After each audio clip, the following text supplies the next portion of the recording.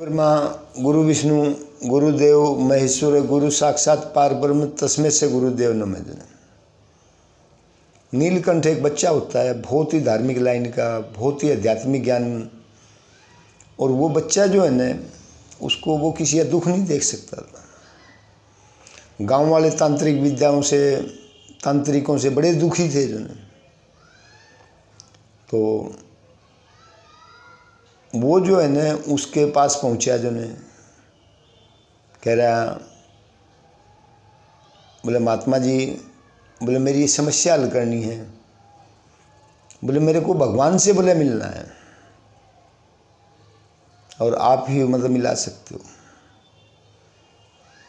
बोले भाई हमारे से तो कोई तंत्र विद्या का काम कराना तो हम कर देंगे, मतलब बोले भाई तंत्र विद्या नहीं, मतलब मेरे को तो उस भगवान की प्राप्ति चाहिए। अगर तेरे अंदर वो शक्ति है तो मेरे को प्रदान कर दे। मतलब लास्ट में उससे जो है ना, उस बात के लिए वो तांत्रिक जो है ना चिढ़ गया, मतलब। और यहाँ तक पोजीशन आ गई कि दोनों में उठापटक हो गई। अब वो 6 साल का बच्चा और वो जो है ना मतलब 30-32 साल का। तो उसकी उठापटक इतनी हुई कि लास्ट में उसने जो नकाब पहन रखा था वो एक साइड में हो गया। जो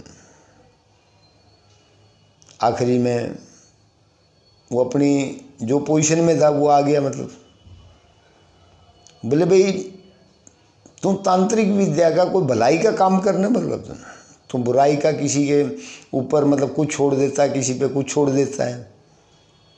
तुम ऐसा काम कर ताकि किसी की ज़िंदगी बन जाए। आखिरी में उसने बच्चे के पैर पकड़ लिए। बोले ठीक है, जैसे आप कहोगे मैं उसी तरीके से चलूँगा। बोले भाई आज तक तूने जो कर लिया, लेकिन तेरे को मनुष्य योनि क्यों मिली है, क्या तूने उसके बारे में सोचा? बोला महाराज जी, बोले मेरे को तो पता नहीं। बोले तेरे को यही पता नहीं, तेरे को उल्टे सीधे काम करने का पता है, तंत्र विद्या करने का पता है, लेकिन कभी अपने बारे में सोचा कि मेरा इस सृष्टि पे जन्म क्यों हुआ? मतलब खाली खाना पीना सोना और काम करना और बच्चों को औलाद देना हमारी जिम्मेवारी नहीं है। इसके बाद भी मतलब हमारी जिम्मेवारी ये है कि हमें अपनी आत्मा का कल्याण करना है। आखिरी में तांत्रिक ने उसकी बात को मतलब माना और उसने कहा कि महाराज जी, बोले मेरे को पता नहीं, अब आप मेरे को रास्ता बताओ।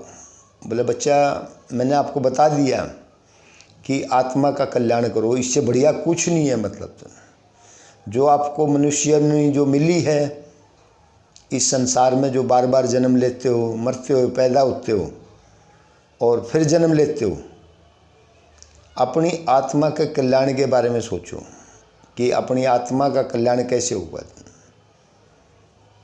तो आखिरी में क्या हुआ, वो बच्चा जो है ना उस गांव के अंदर एक पेड़ के नीचे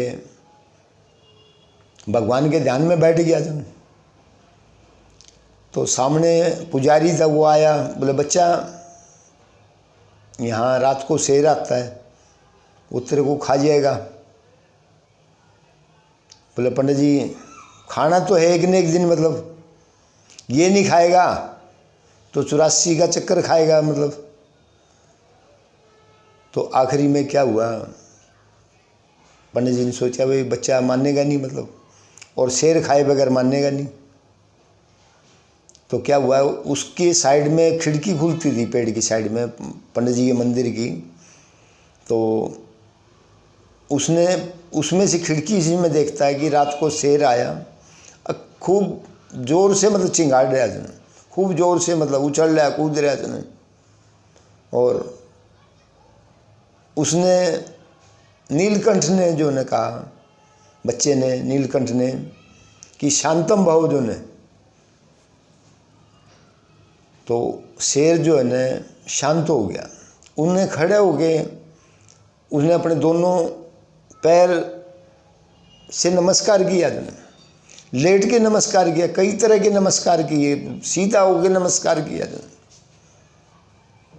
बोले देख, आज के बाद तो अपने जंगल में रहेगा, किसी भी आदमी को, इस गांव वाले को तंग नहीं करना,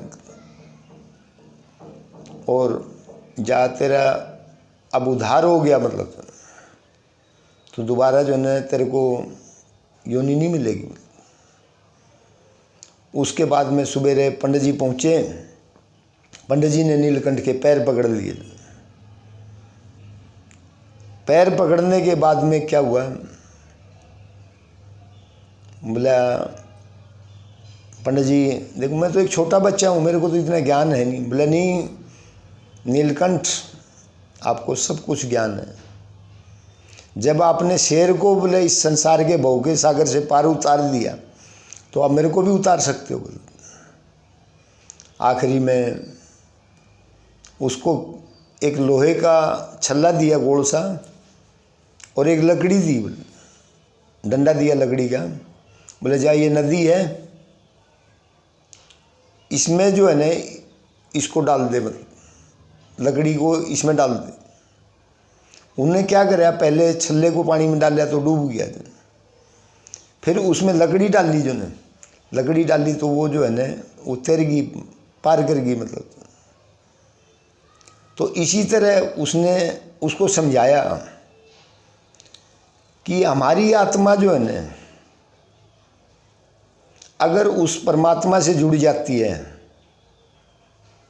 हम भगवान का नाम लेते हुए, भगवान कृष्ण जी ने क्या कहा कि अंतिम समय में जो ने हम उस प्रभु का नाम लेते हुए, उस कृष्ण जी को याद करते हुए अपना शरीर छोड़ेंगे, तो हम भगवान कृष्ण जी के परम धाम में जाएंगे, और दोबारा हमारा जो नई संसार में कोई जन्म नहीं होगा।